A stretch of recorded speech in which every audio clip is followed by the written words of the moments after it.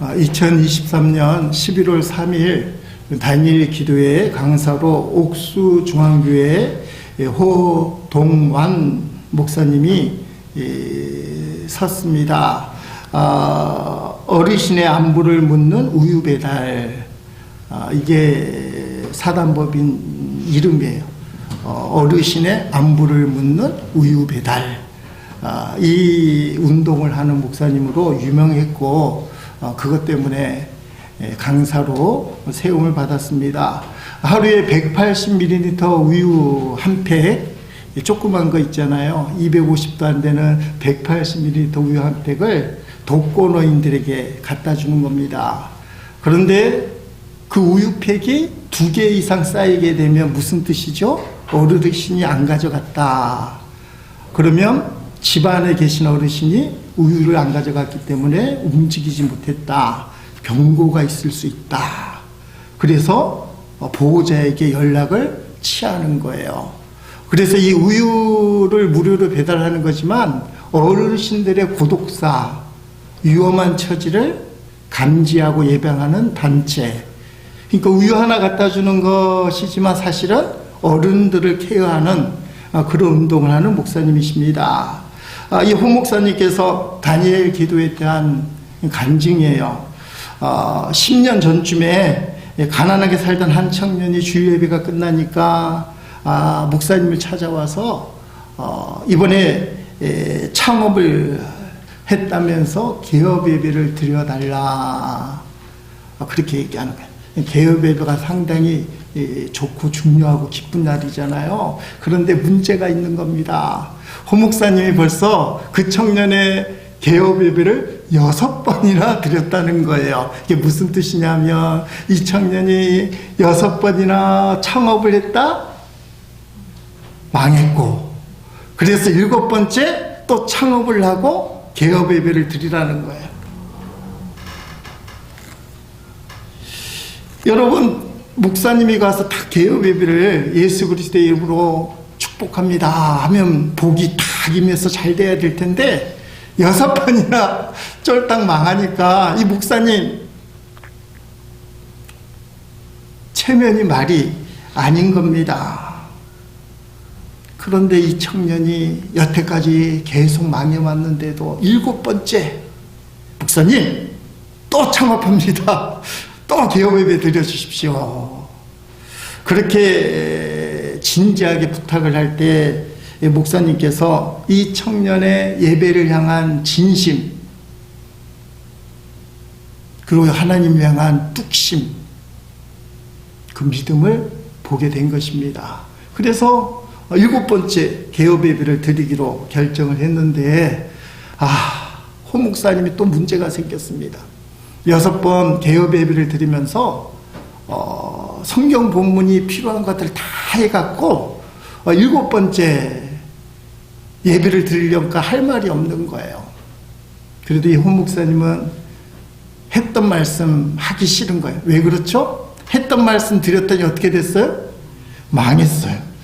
그러니까 7번째는 이제 좀 남다른 말씀을 가져야 되는데 고민을 하다가 오늘 우리가 읽은 본문 창세기 26장 12절 13절을 정했습니다. 우리 한번 읽어보겠습니다. 이삭이 그 땅에서 농사하여 그의 100배나 얻었고 여호와께서 복을 주심으로 그 사람이 창대하고 왕성하여 마침내 거부가 되어 아멘. 목축업자 양떼를 치는 이삭이 농사를 전혀 해보지 않은 농사를 졌는데 그 해에 100배를 얻었다. 그리고 제일 마지막에는 그냥 부자가 아니고 뭐가 돼요? 거부가 돼요. 그래서 홍 목사님이 이 설교를 쉽게 할 수가 없는 거예요. 그냥 부자가 돼요 정도는 설교할 수 있는데 하나님 말씀으로 거부가 되십시오. 여태까지 이게 부담이 돼서 개업 예배는 좋은 본문이지만 부담이 돼서 안 했다는 거예요. 그런데 막상 이제 7번째 개업 예배는 이건 어쩔 수 없다. 모든 걸 걸어야 된다. 이 말씀을 본문으로 설교하기로 작정하셨어요. 그 예배를 드렸습니다.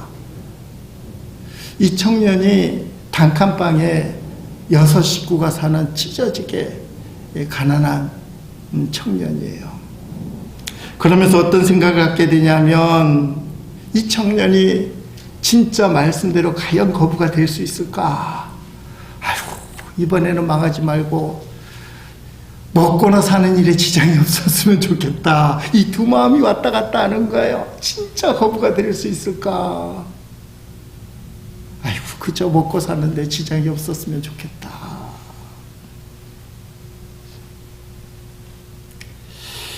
청년이 목사님에게 입버릇처럼 하는 말이 있었답니다. 저는 교회에 사는 우유 배달이 너무너무 좋습니다. 제가 사업이 잘 되면 그 우유 배달을 제가 몽땅 전부 책임지겠습니다.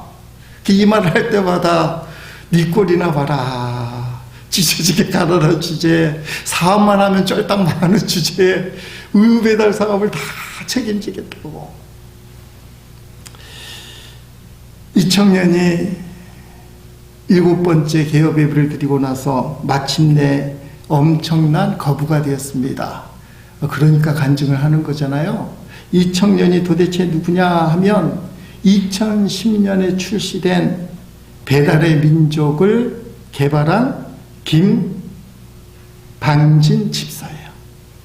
별로 놀라지 않아요. 우한 형제들을 그룹을 짜서 배달의 민족이라는 앱, 대한민국 1등 배달앱 배달의 민족, 이 배달의 민족 사이트에 가면 타이틀에 대한민국 1등 배달앱 배달의 민족, 여러분 스마트폰에는 다 배달의 민족이 웬만하면 깔려 있는데 이걸 뭐 여기에도 있고 지역에서 하는 것도 있지만 1등 배달앱은 배민 배달의 민족인 것을 알게 됩니다. 여러분, 음식을 배달해서 배달의 민족인 줄 알았더니 이걸 시작하는 정신 속에는 뭐가 있냐? 우유 배달. 우유 배달. 교회에서 주님의 이름으로 독거노인들의 안전을 살피고 그들 위해서 기도하는 배달, 우유 배달이 정신이 들어있어서 제목이 배달의 민족이에요. 배달의 민족. 대단하지 않습니까? 이 김봉진 집사님이 배달의 민족을 할 때는 우리가 듣기에는 상업적으로 음식을 빨리빨리 배달해야 되겠지, 이것 때문에 한 줄 알았더니 그게 아니에요. 우리 교회에서 하는 우유 배달이 너무너무 좋습니다. 내가 돈만 벌면 우유 배달에 몽땅 책임지겠습니다. 궤도에 올라가지 않아도 그 당시에 한 달에 300만 원씩 헌금을 하면서 실제로 이것을 책임졌더니 오늘날 1등 배달의 민족이 되었다는 것입니다. 여러분, 호 목사님이 이 청년을 봤을 때 뭘 봤겠습니까? 하나님을 향한 예배의 진심, 예배를 드리면서 하나님을 향한 믿음의 뚝심, 6번 넘어져도 7번째 예배 드린다. 그랬더니 7번째 말씀, 거부가 된다는 말씀이 성취가 되었어요. 이 본문 말씀이 얼마나 좋습니까? 우리가 차근차근 믿음으로 읽어보고 마지막에는 따라합시다. 아멘. 이거 해야 우리도 김봉진 집사님처럼 거부가 될 줄로 믿습니다. 한번 믿음으로 읽고 끝에는 아멘 한번 해보겠습니다. 시작. 이삭이 그 땅에서 농사하여 그 해에 100배나 얻었고 여호와께서 복을 주심으로 그 사람이 창대하고 왕성하여 마침내 거부가 되어 아멘. 하나님이 축복하시는, 하나님께 축복받는 거부가 되는 첫 번째 비결은 바로 예배예요. 예배.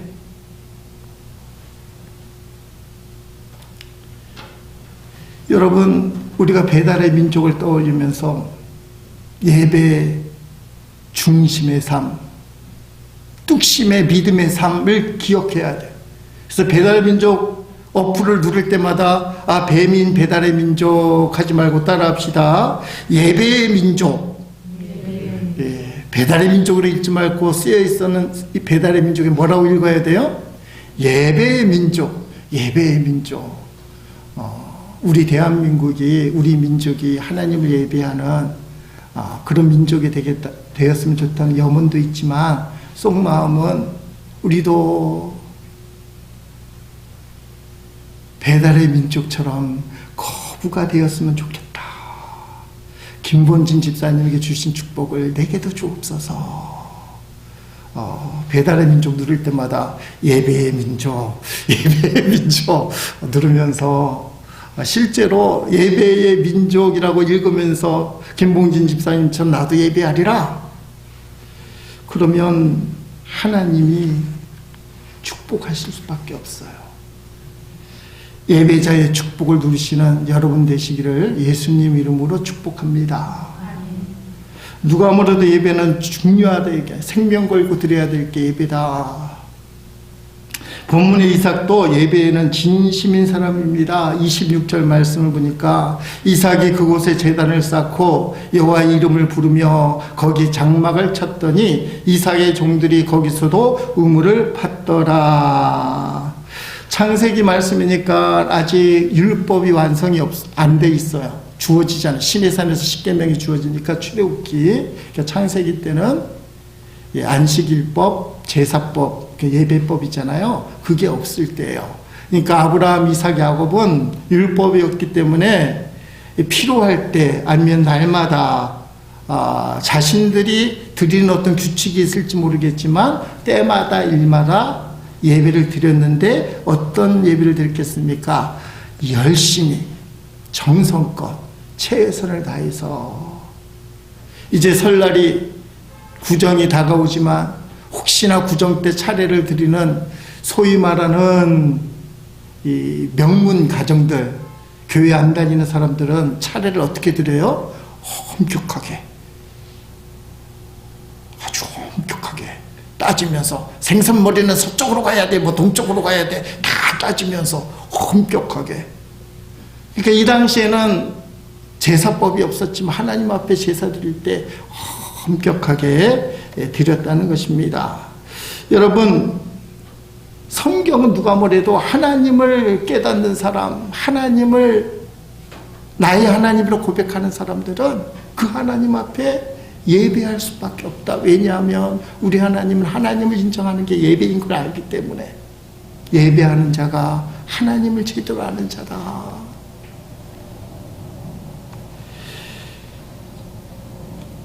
우리에게 오늘 던져야 될 질문은, 나는 진짜 예배자인가?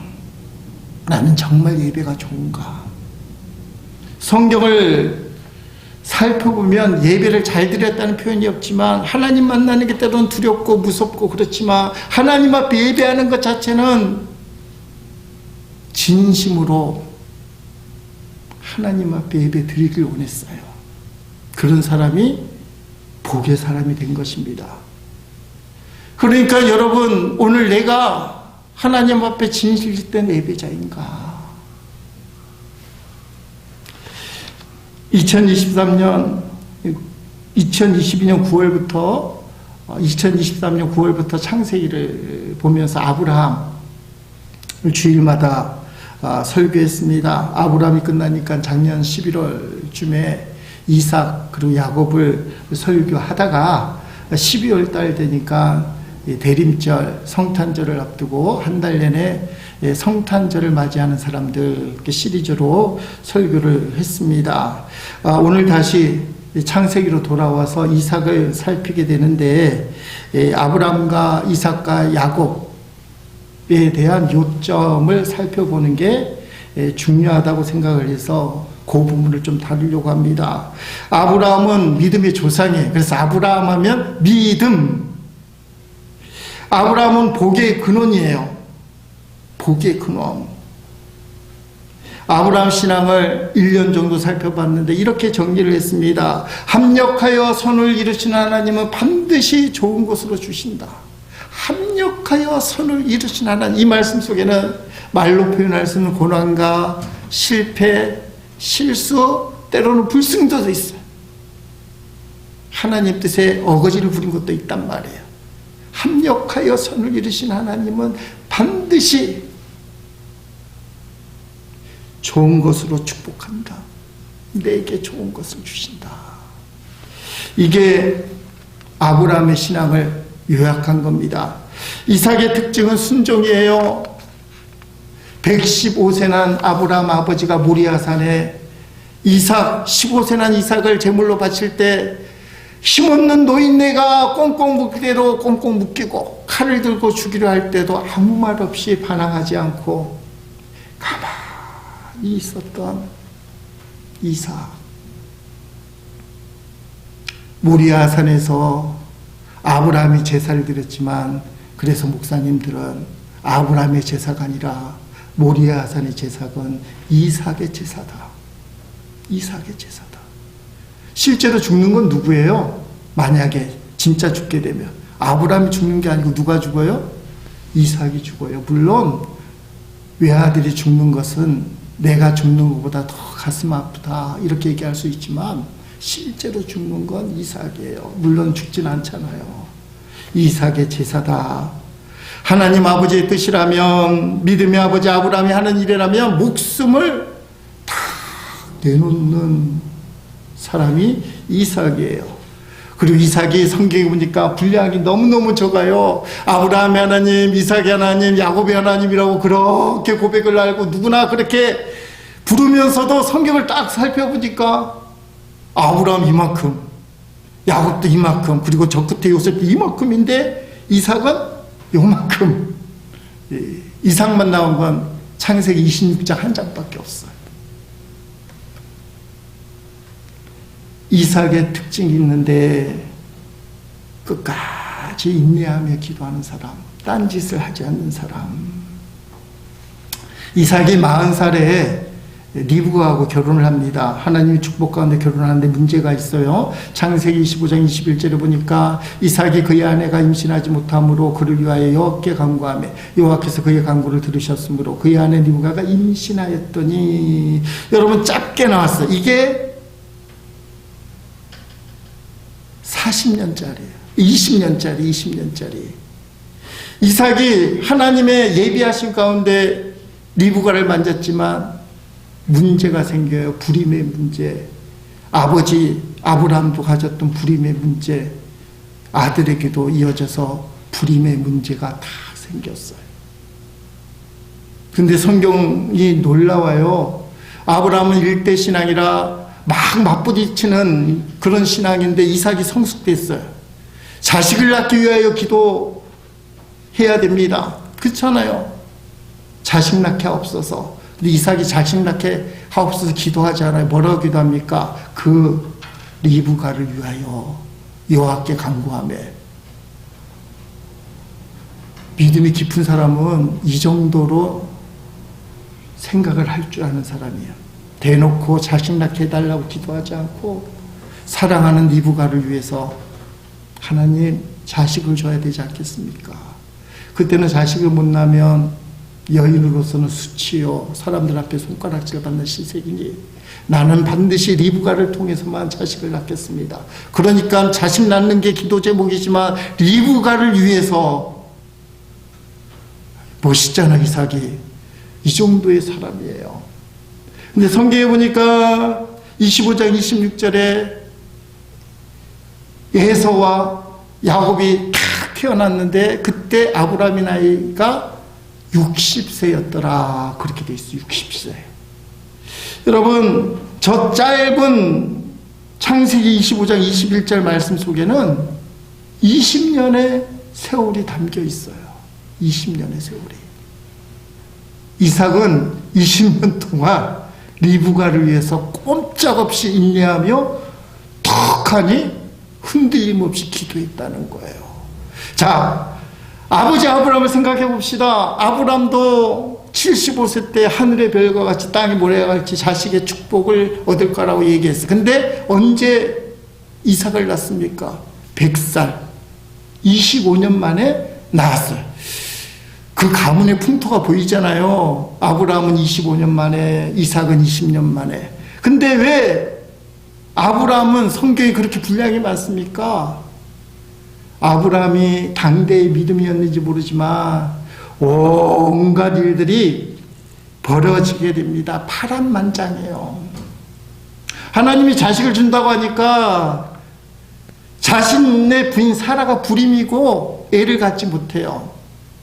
그러니까 조카 롯을 데리고 가면서 하나님, 내 씨가 아니라도 좋으니 롯을 통해서 하나님의 축복이 임하게 하옵소서. 하늘의 별과 같이 땅의 모래같이 수많은 자손을 주옵소서. 근데 롯은 아니에요. 그랬더니 또 다른 방법을 찾습니다. 그러면 우리 집에 신실한 이종 엘리에셀은 믿음도 좋고 참 성품들도 괜찮은데 엘리에셀을 양자로 삼을 테니 이 엘리에셀을 통해서 하나님 축복을 이루어 주옵소서. 무슨 생각을 가져요? 우리 마누라 사라는 임신을 못해. 이삭처럼 사라를 위하여 기도하지 않아요. 자식 낳게 해달라고 막. 근데 하나님 불이 나갖고 이놈아 엘리에셀은 아니야. 근데 해서는 안 될 일을 합니다. 사라도 남편 하는 꼴을 보다 못해서 씨바지를 갖다 주잖아요. 몸종 하갈. 그래서 누가 태어납니까? 이스마엘. 오늘날의 중동 전쟁에 불씨가 되는 이스마엘이 태어나니까 하나님 이만큼 화가 났어요. 이스마엘이 태어나니까 아브라함은 하지만 하나님이 얼굴을 확 돌리셔요. 결국은 하나님이 100세 된 아브라함에게 25년 만에 기적적으로 이삭을 낳게 했어요. 아니, 이삭 얻는 데까지 도대체 어떤 일들이 벌어진 거예요, 25년 동안에. 그러니까 성경이 그 내용을 다 쓰다 보니까 창세기 12장부터 막 쓰는 거예요. 분량이 많아질 수밖에 없고. 근데 이삭은 20년을 몇 줄로 썼다고요? 한 줄. 그냥 대놓고 보면 누가 진짜 기도하는 사람일까요? 이삭이에요, 이삭. 아브라함은 리브가를 위해서 기도할 줄도 몰랐고 하나님의 뜻을 자기 멋대로 해석해서 온갖 짓을 다 했단 말이에요. 그게 성경에 다 기록되어 있어요. 결국 100세 가서 이삭이 나왔어요. 근데 이삭은요, 아버지의 그 모습을 봤는지 모르지만 리브가를 얻는 순간 자식을 못 낳으니까 20년 동안 흔들림 없이 하나님 붙들고 자식 낳게 해달라고 하는 것이 아니라 리브가를 위하여 기도한 사람. 이게 이삭이에요. 야곱은 열정의 사람입니다. 둘째로 태어나서 이란선 쌍둥이이기 때문에 첫째가 얻는 장자권을 도대체 얻을 수 없는 그런 사람입니다. 그런데 우리가 다 알다시피 장자권을 얻잖아요. 제가 야곱을 앞으로 쭉 살펴보는데 이렇게 목적을 정했어요. 축복하지 아니하면 절대로 보낼 수 없습니다. 나를 축복하지 아니하면 절대로 보낼 수 없습니다. 우리 교회를 축복하지 아니하면 절대로 보낼 수 없습니다. 아니, 목사님, 하나님께 드리고 이웃들에게 나눠줘야죠. 자기밖에 모르면 됩니까? 제가 봤을 때 올해는 내 걸 채우는 해예요. 물론 하나님을 위해 드리고 이웃을 위해 나누고 섬겨야 되는 것도 해야 됩니다. 근데 내가 채워줘야 돼요. 그래서 올해의 목적은 야곱을 보면서 축복하지 아니하면 보내드릴 수 없습니다. 창세기 32장 26절 28절에 그가 이르러 날이 세례하니 나로 가게 하라. 야곱이 이르되 당신이 내게 축복하지 아니하면 가게 하지 아니하겠나이다. 그 사람이 그에게 이르되 내 이름이 무엇이냐. 그가 이르되 야곱이니이다. 그가 이르되 내 이름을 다시는 야곱이라 부를 것이 아니요 이스라엘이라 부를 것이니 이는 네가 하나님과 및 사람들과 겨루어 이겼음이니라. 야복강가에서 허벅지 관절뼈 환도뼈가 부러질 정도로 천사 하나님이잖아 씨름하여 하나님이 매달리는 야곱을 보다 못해서 져주는 거예요. 여러분, 35살 난 아버지랑 7살 난 아들이 80을 했는데 아들이 이겼어요. 이야, 7살 난 아들이 진짜 힘이 세다. 간혹 그럴 경우는 있을지 몰라요. 그게 사실일까요? 사실이 아닐까요? 사실이죠. 왜냐하면 7살 아들이 진짜 이기거든요. 근데 진짜로 팔씨름하면 누가 이길까요? 아버지가 이겨요. 근데 아버지가 팔씨름하고 나서 야, 네가 이겼다, 너 힘세다 얘기해 주잖아요. 왜 그렇죠? 사랑하니까.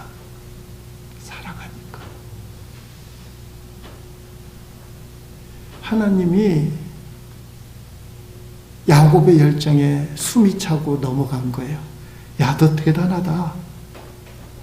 너 이제부터 하나님과 사람과 겨루 이긴 자라 그래. 이스라엘에게라. 공식적으로 야곱을 인정한 사건.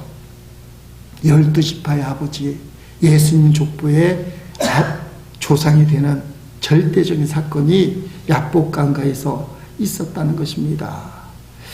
여러분, 야곱에 대해서 하나 더 우리가 살펴볼 게 있어요.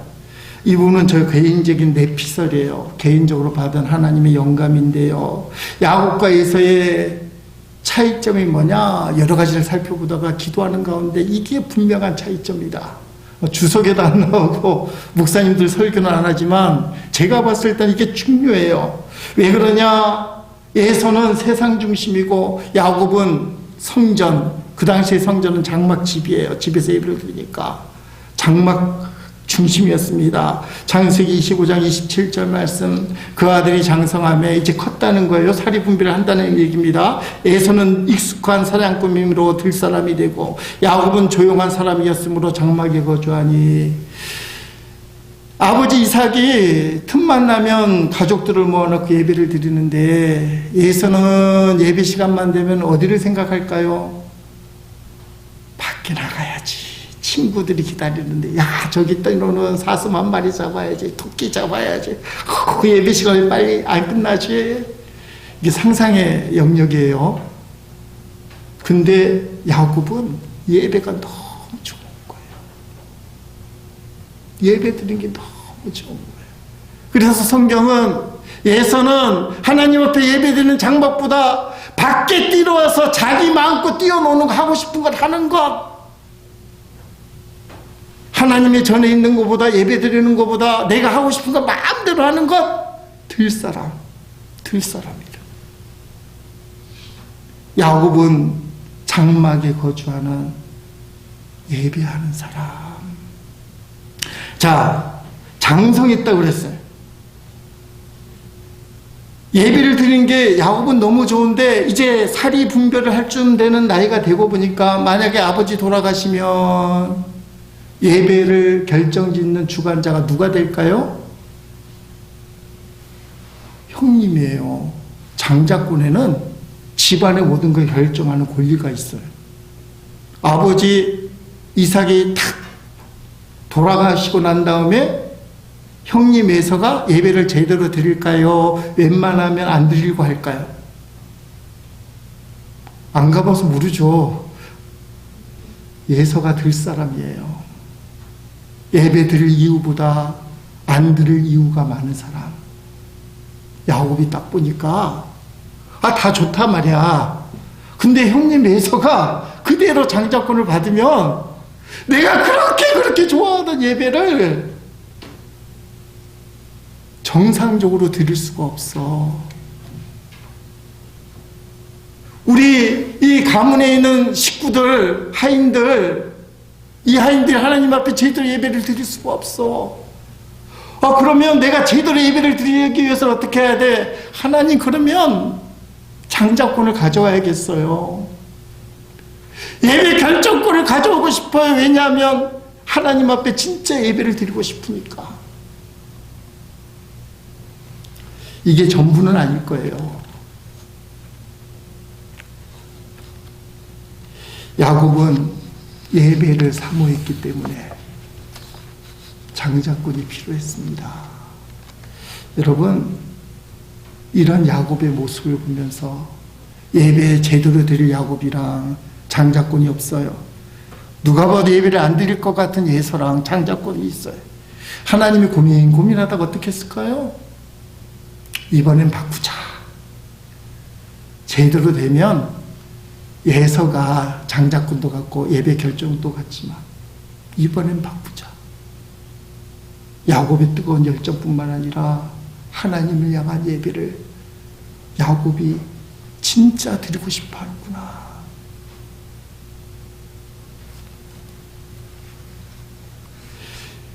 저는 어제 설교 내용을 상당 부분 이렇게 바뀌게 됐는데, 몇 년마다 한 번 정도 있는 좀 희귀한 그런 일입니다. 성령의 인도함이라고 생각하는데, 물어봤어요. 교리적인 설교 할 수 있지만 예배란 도대체 나에게 무엇인가? 영과 진리는 되는 예배, 모든 가치를 하나님 앞에 쏟아붓는 그 예배의 뜻, 이런 신학적인 거 말고 내가 체험하는 예배는 도대체 무엇인가? 나는 왜 예배를 드리는가? 그 순간적인 답이 나오는데, 첫째는 영혼의 만족이에요. 세상에서 힘들고 고달프고 몸이 아플 때 하나님 앞에 예배 드리고 또 기도하는 자리에 앉아 있으면 마음이 평안해지고 모든 어려움들이 눈 녹듯이 사라지는 것 같고, 때로는 주의 음성도 듣게 됩니다. 그러면 어떤 하늘로부터 내려오는 그 평안함, 따뜻함, 위로가 다 들어와요.